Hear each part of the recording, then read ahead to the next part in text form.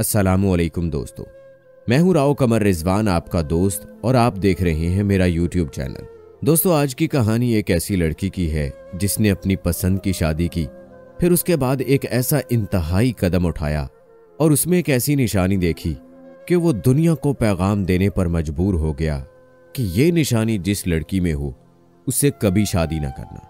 तो कौन सी वो अलामत, कौन सी वो निशानी है, यही आपको हम आज की वीडियो में बताएंगे।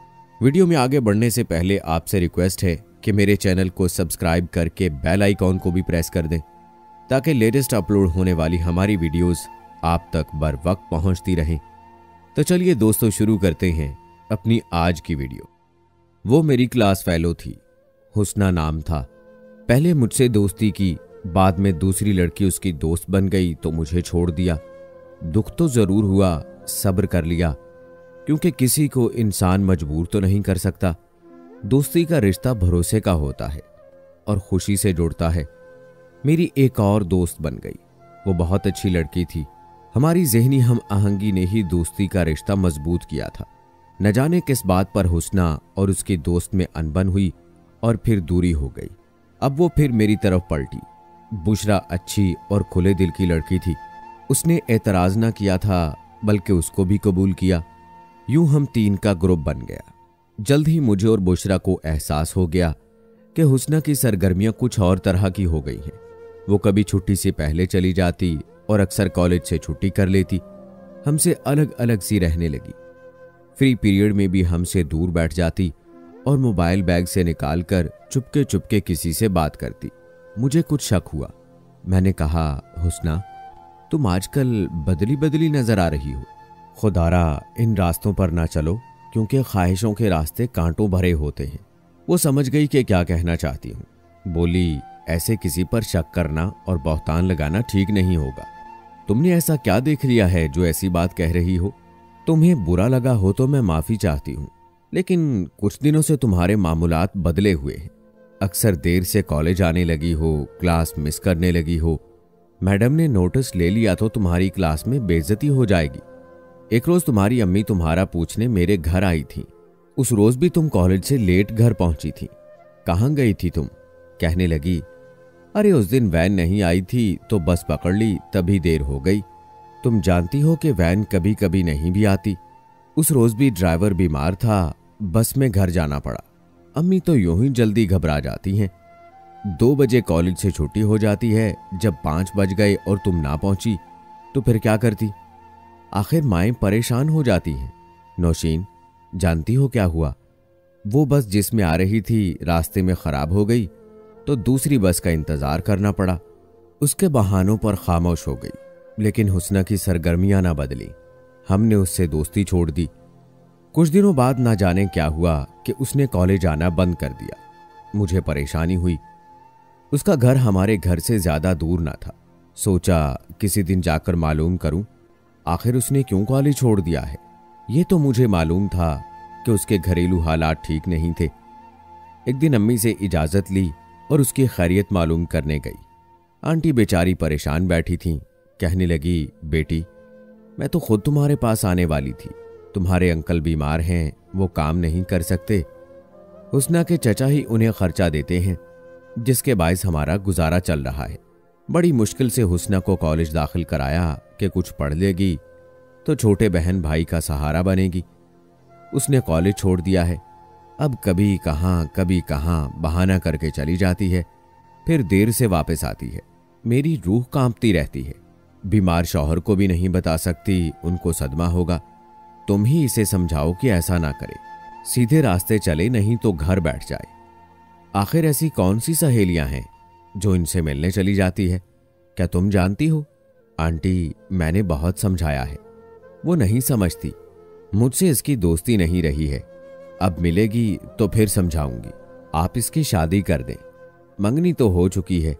हाँ, हुस्ना की अपने चचा के बेटे से बात तय है। बहुत अच्छा और शरीफ लड़का है। बीए कर चुका है। कोई अच्छी नौकरी ना मिली तो क्लर्क भर्ती हो गया। कहता है, बेकार उम्र गंवाने से तो बेहतर है यही मुलाजमत कर लूं, कल तरक्की हो जाएगी। कोर्स करता रहूंगा, इम्तिहान देता रहूंगा। ये तो हुस्ना के चचा की शराफत है कि हमारे इन हालात के बावजूद उन्होंने रिश्ता लिया है, लेकिन अब ये कहती है कि मैं जाफिर से शादी नहीं करूंगी, वो मुझे पसंद नहीं है। चुनाचे अब मैं इसके चचा को क्या जवाब दूं? आंटी की बातें सुनकर मैं अफसुर्दा हो गई। मुझे वो बहुत दुखी लगी। सोचा इनकी खातिर एक बार फिर हुस्ना को समझाने की कोशिश करूंगी। दूसरी बार जब मैं उसके घर गई तो वो मौजूद थी। मुझे देखकर खुश हो गई। बोली, तुम्हें ही याद कर रही थी, अच्छा हुआ आ गई हो। तुमने कॉलेज क्यों छोड़ दिया है? तुम्हारी अम्मी किन हालात में तुम्हें पढ़ा रही थी और तुमने उनकी उम्मीदों पर पानी फेर दिया। तुम्हारे बहन और भाई का पेट काटकर तुम्हारी पढ़ाई का खर्चा पूरा कर रही थी। यही तो मैं नहीं चाहती कि वो उनकी जरूरियात में कमी करके मुझे कॉलेज भेजे, इसीलिए छोड़ दिया है कॉलेज। ठीक है, तुम घर का सहारा नहीं बन सकती तो शादी कर लो। क्यों आंटी को तंग किया हुआ है? किससे? जाफिर से? तुमने देखा है कैसा काला धुआं सा रंग है उसका? ऐसा भी बुरा नहीं, सांवला है तो क्या है, शरीफ लड़का है। तुम सुखी रहोगी, बस रहने दो अपने मशवरे, मेरी मैं जानूं। तुम अपने काम से काम रखो। इसका मतलब है कि तुम अब मेरी दोस्त नहीं रही हो। ये बात नहीं नौशीन, दरअसल मुझे कोई और पसंद है। सच बहुत खूबसूरत लड़का है और दौलतमंद भी है। वो मुझे पसंद करने लगा है और शादी करना चाहता है। तो अपनी माँ से कह दो, वो भला मानेंगी? उनके सर पर तो जाफिर का भूत सवार है। ऐसी बातें माँ के बारे में नहीं करते। कहने लगी, जाफिर एक क्लर्क है और क्लर्क की भी भला कोई जिंदगी है, जबकि हनान को कस्टम में जॉब मिलने वाली है। बड़ी अच्छी जगह लग रहा है, ऊपर की भी खूब आमदनी है। तो क्या तुम रिश्वत की आमदनी अच्छा समझती हो और उस पर ऐश की जिंदगी गुजारना चाहती हो? जानती हो कि अगर कोई हराम के पैसे पर ऐश करने के ख्वाब देखे तो उसकी दुनिया ही नहीं आकबत भी खराब हो जाती है। पहले दुनिया के ऐश तो देख ले, बाद की बाद में। तौबा तौबा। मैंने कानों को हाथ लगाया। कहते हैं किसी का एक पत्ता भी तोड़ोगे तो तुम्हारा पूरा दरख्त गिर जाएगा। हुस्ना, तुम्हें क्या हो गया है? तुम्हारे माँ बाप तो शरीफ हैं और तुम्हारी सोचें कैसी हैं? कहने लगी, तुम कुएं की मेंढक, कभी दुनिया देखी हो तो पता चले कि अच्छी जिंदगी क्या होती है। जिंदगी अच्छे पैसे से होती है। घुट घुट कर मरने का नाम जिंदगी नहीं है। उसके तेवर, उसकी बातों से मैंने जान लिया कि अब ये काबू में आने वाली नहीं। उसके पांव दहलीज से बाहर निकल चुके थे। तभी मैं और कुछ कहे बगैर घर आ गई। अरसा तक फिर ना मिली। अपनी तालीम मुकम्मल की और यूनिवर्सिटी में दाखिला ले लिया, क्योंकि मुझे लेक्चरार बनने का बहुत शौक था। बहुत दिनों बाद पता चला कि उसने अपनी पसंद के लड़के हनान से शादी कर ली है। एक क्लास फेलो ने बताया जो उसके मोहल्ले में रहती थी। कहने लगी, खुदा जाने हुस्ना कैसी लड़की थी। अपनी ख्वाहिशात के आगे किसी की परवाह नहीं करती थी। बाप तो उसके गम से वफात पा गया। माँ बेचारी बेटी को याद करके रोती रहती है। चचा के लिए तो वो उसी दिन मर गई थी जब उसने बाप का घर छोड़ा था। अलबत्ता वो हनान को पाकर बहुत खुश थी। वाकई उसकी किस्मत खुल गई थी। शौहर हुस्ना का बहुत ख्याल रखता था। जानती थी उसकी खातिर वो घर बार, माँ बाप सब कुछ छोड़कर आ गई है। जैसी ऐश भरी जिंदगी हुस्ना चाहती थी वो उसे मिल गई थी। वक्त गुजरता गया, 2 बेटियों की माँ बन गई। एक बार भी उसने मुड़कर मैके की तरफ ना देखा, क्योंकि उसका घर चचा की कफालत से चल रहा था और उन्होंने जाफिर की शादी उसकी छोटी बहन लुबना से कर दी थी। यूं बेवा भाभी और यतीम भतीजी को सहारा दे दिया था। हुस्ना चचा से डरती थी कि अगर माँ से मिलने गई भी तो चचा उसको जूते मारकर निकाल देंगे। बड़ी बेटी अब 6 साल और छोटी 3 साल की हो चुकी थी। हर फिक्र से आजाद थी। सास ससुर से अलहदा रहती थी। नौकर चाकर थे। जब चाहती गाड़ी में बैठ शॉपिंग करने चली जाती। शौहर उससे मोहब्बत करता था। हनान ने काफी बैंक बैलेंस उसके नाम किया हुआ था कि उसकी बच्चियों के काम आएगा। कुछ प्लाट हुस्ना के नाम से भी खरीदे हुए थे। चाहता था अगर कभी बुरा वक्त आ गया या उसे कुछ हो गया तो हुस्ना और बच्चियां माली तौर पर महफूज रहेंगी। एक वफाशुआर बीवी अपने शौहर की दौलत को संभाल कर रखती है, मगर हुस्ना के मिजाज में कफायत शुआरी थी ही नहीं। वो ऐशो आराम पसंद तो पहले से ही थी, अब फजूल खर्ची का चस्का भी पड़ गया था। जब गर्मियां आती वो किसी पुरफिजा मकाम पर जाने की फरमाइश करती। हनान को छुट्टी ना मिलती तो बच्चियों और बुजुर्ग मुलाजिम को लेकर गाड़ी और ड्राइवर ले जाती। इस बार की गर्मियों में स्वात का प्रोग्राम बनाया। हनान को छुट्टी मिल गई, वो भी साथ हो लिया। बच्चियां खुश हुई कि डैडी साथ हैं। सवात में जिस होटल में ठहरे करीब ही एक कमरे में एक नौजवान भी ठहरा था, जिसने खुद को बिजनेसमैन बनाकर अपना तारुफ हनान से कराया। उस खूबसूरत शख्स का नाम बाबर था। कभी कभी शाम को जब हनान बालकनी में आ जाता तो बाबर से मुठभेड़ हो जाती। दोनों सलाम दुआ के बाद थोड़ी देर गपशप कर लेते। हुस्ना ने भी एक दो बार बाबर को देखा और उससे बातचीत भी की। तभी उस खूबरू नौजवान का अंदाज उसे लुभा गया था। हनान और बाबर की दोस्ती हो गई। दोनों ने एक दूसरे को अपना पता और फोन नंबर दिया। बाबर का कार्ड हनान की जेब में था, जिसे हुस्ना ने संभाल कर रख लिया। दरअसल उसी वक्त उसके दिल में किसी मर्ज ने जड़ पकड़ ली थी। जब दोनों ने एक दूसरे को पहली बार देखा था, वो ऐसी थी कि अगर 1000 नेमतें मिल जाती फिर किसी और शय को जो उसे लुभाती थी उसकी आरजू करने लगती थी। बहरहाल ये लोग 10 दिन सवात में गुजार कर घर आ गए, क्योंकि हनान को ऑफिस जाना था। एक दिन वो घर में थी और हनान दफ्तर गया हुआ था। तभी एक शख्स ने बेल बजाई। चौकीदार ने दरवाजा खोला। वो कहने लगा, मैं हैदराबाद से आया हूं और हनान साहब का मेहमान हूं। चौकीदार ने बेगम साहबा को इत्तला दी और नाम बताया तो हुस्ना ने कहा, उनको अंदर भेज दो। साहब कह गए थे आए तो बिठा लेना। चौकीदार ने उसे घर के अंदर बुला लिया। उसे ड्राइंग रूम में बिठाया, खातिर तवाज़ो की। कहा कि बाबर साहब हनान दफ्तर में हैं, कहिए तो उनको फोन करके बताऊं कि आप आए हैं। नहीं, मैं आपसे मिलने आया हूं। उसने बरमला ये जुमला कहकर पल भर में सारे फासले मिटा दिए। वो हैरत भरी आंखों से उसको देखने लगी, ऐसी निगाह जिसको एक हम मिजाज मर्द ही समझ सकता है। गोया कि उसके दिल में भी वही मर्ज जन्म ले चुका था जो कि हुस्ना के दिल में था। ऐसा मर्ज जो बदनीयती पर मबनी हो तो घरों को उजाड़ देता है। अब वो उस वक्त आने लगा जब हनान दफ्तर में होता।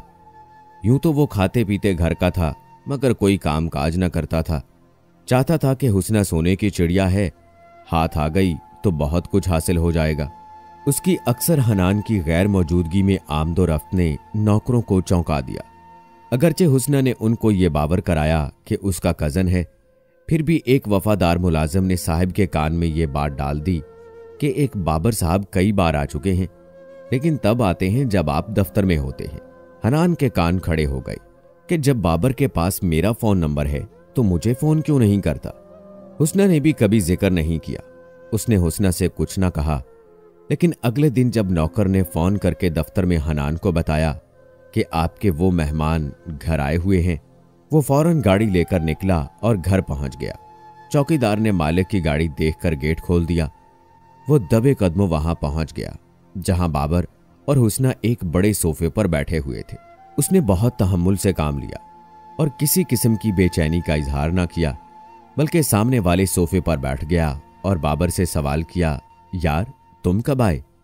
अभी आया हूं, बस तुम्हें इत्तला करने वाला था। तुम्हारा नंबर तो मेरे पास है, कई बार ऑफिस के नंबर पर तुमसे बात कर चुका हूं। तुम्हारी बेगम ने कहा चाय पी लो, ठंडी हो जाएगी, तो चाय पीने लगा। ये बोली कि मैं अभी खुद फोन करके इत्तला करती हूं, शायद आप मसरूफ थे, फोन नहीं मिल रहा था। थोड़ी देर बाद हुस्ना उठकर चली गई। बाबर और हनान कुछ देर इधर उधर की बातें करते रहे, लेकिन दोनों का जहन अपनी अपनी जगह कुछ और ही सोच रहा था। कुछ देर बाद बाबर ने इजाजत तलब की और किसी जरूरी काम का बहाना बनाकर चला गया। हनान ने हुस्ना से पूछा कि ये आया था, तुमने मुझे फोन क्यों नहीं किया? बोली, सेल नंबर मसरूफ जा रहा था और मेरा मोबाइल चार्ज नहीं था, इसी वजह से सोचा कि चार्जिंग हो जाए तो करती हूं। क्या बाबर हमारे घर पहली बार आया था? हुस्ना ने झूठ से काम लिया। हां। इस पर हनान को और शक हुआ कि बीवी मुझसे क्यों छुपा रही है। उसने खुद को संभाला और एक दोस्त के पास चला गया। रफी उसका बचपन का साथी और गहरा दोस्त था। वो हर परेशानी उससे शेयर करता था। रफी ने हनान के चेहरे से अंदाजा कर लिया था कि कोई संजीदा मामला दरपेश है। खैरियत तो है? उसने पूछा। फिर मुलाजिम को बुलाया कि कुछ ठंडा मशरूब लाओ। वो जग में शरबत ले आया। 2 गिलास हनान ने पिए, फिर वो बात करने के काबिल हुआ। उसने तमाम अहवाल दोस्त को बताकर कहा कि अब मुझे क्या करना चाहिए। वो मेरी 2 बच्चियों की मां है। कभी उसने इस किस्म की शिकायत का मौका भी नहीं दिया। क्या उस पर शक करूं? उस शख्स की आमद को वो क्यों छुपाती रही और आज भी झूठ बोला? मैं सख्त उलझन और जहनी कश्मकश का शिकार हूं। तुम ही मेरी मदद करो कि अब मुझे क्या करना चाहिए। सबसे पहली गलती तो तुम्हारी है। कि तुमने एक अजनबी को अपने घर का पता क्यों दिया? उसे सिर्फ दफ्तर का नंबर देना चाहिए था। तुम बहुत सादा लो हो। चलो अब इस बात को छोड़ो। अगर भाभी ने जानबूझकर ऐसा किया है तो भी अपनी बेटियों की खातिर बड़े दिल से सोचना होगा। जल्दी में कोई इंतहाई कदम मत उठाओ। बीवी अगर माफी की ख्वास्तगार हो तो एक बार माफ करने में क्या उज़र है। वो राह रास्त पर आ जाएगी कि बच्चियों का मुस्तकबिल ज्यादा अहम है। बेशक ऐसे मामलात में मर्द के लिए मर जाने का मकाम होता है, मगर हनान ने दोस्त का कहा माना और तहम्मुल से काम लिया, लेकिन कुछ मैनोशी की और रफ़ी के घर पर ही पड़कर सो गया। अगले दिन होश आया तो खुद को मैनोशी पर मलामत की और ज़मीर ने शर्मिंदा किया कि क्यों ऐसी शय को हाथ लगाया जिसको हराम समझता था। घर जाकर बीवी से कहा कि तुम्हारे झूठ से मुझे सख्त तकलीफ पहुंची है। आखिर तुमने मुझसे बाबर का आना जाना क्यों पोशीदा रखा, जबकि मुझे मालूम है कि वो पहले भी कई बार आ चुका है। हुस्ना के पास उसकी बात का कोई जवाब ना था। उसने रोकर माफी मांग ली, डर से बात ना की कि कहीं आप शक ना करें। यह बेवकूफ़ाना बहाना था, मगर तस्लीम किए बगैर चारा ना था, वरना बसूरत दीगर तलाक तक बात पहुंच सकती थी। वो शोर शराबा भी नहीं करना चाहता था कि नौकर चाकर या पड़ोसी कुछ सुने। आइंदा ऐसी शिकायत का मुझे मौका ना देना, वरना वो हमारी अज़दवाजी जिंदगी का आखिरी दिन होगा। इस वाक़े के बाद से हनान मुसलसल एक ज़हनी अजियत में रहा और हुस्ना से भी खफा खफा रहने लगा। कुछ दिन तो हुस्ना ने एहसास किया, मगर उसकी फितरत ही ऐसी थी कि वो घर और खुद से बेजार रहने लगी और औलाद से भी दिलोचाट हो गया। वो बाबर से बाहर मिलने लगी, कभी डॉक्टर के पास जाने का बहाना, कभी शॉपिंग और कभी किसी सहेली से मिलने के बहाने। उसे यह अंदाजा था कि किसी नौकर ने मुखबरी की थी। हनान का भी एतबार टूट चुका था। बाबर फिर ना आया और ना उसने फोन किया तो उसका शक और पुख्ता हो गया। हुस्ना जैसी औरतें इस दुनिया में कम ही होती हैं, जिनको अपनी औलाद से ज्यादा अपनी ख्वाहिशात प्यारी होती हैं, वरना तो औरत की ममता इतनी ताकतवर होती है कि वो इस पर अपना सब कुछ कुर्बान कर देती है। चंद दिन खामोशी और तनाव रहा। हनान घर आता और अपने कमरे में चला जाता। बदकिस्मती से एक दिन हनान ने हुस्ना को एक रेस्टोरेंट से निकलते देख लिया। वो एक तरफ खड़ा हो गया। कुछ देर बाद बाबर भी बाहर आया। अब शक यकीन में बदल गया था। घर आकर उसने हुस्ना को ज़दोकोब किया और कहा कि आज से तुम्हारा और मेरा कोई ताल्लुक नहीं रहा। उसने हुस्ना को तलाक दे दी और जो कुछ उसके नाम था वो भी दे दिया, अलबत्ता बेटियां उसको ना दी। हुस्ना ने कोई परवाह ना की और बाबर से शादी कर ली। ऐसी भी औरतें होती हैं जो अपनी गलत चाहतों पर अपनी औलाद को भी कुर्बान कर देती हैं, लेकिन हाँ, हुस्ना ऐसी ही फितरत की औरत थी। वो शुरू से हर जाई थी, इसीलिए हनान से निबाह न कर सकी। दोस्तों, अगर आप भी किसी लड़की में ये निशानी देखो कि उसकी ख्वाहिशात बहुत ज़्यादा हैं और वो अपनी ख्वाहिशात की खातिर कुछ भी कर सकती हो, तो उस लड़की से शादी ना करना, वरना बदनामी रुसवाई आपका मुकद्दर बनेगी और जिंदगी आज़ाब हो जाएगी। और हो सकता है आप इंतहाई कदम भी उठा लें, जैसा कि हम गैरत के नाम पर कत्ल होते देखते हैं। इसीलिए ऐसी औरत से बचो। उम्मीद है दोस्तों आज की वीडियो आपको पसंद आई होगी। मज़ीद ऐसी वीडियोज़ के लिए मेरे चैनल को सब्सक्राइब करें। मिलते हैं अगली वीडियो में, तब तक के लिए अल्लाह हाफिज़।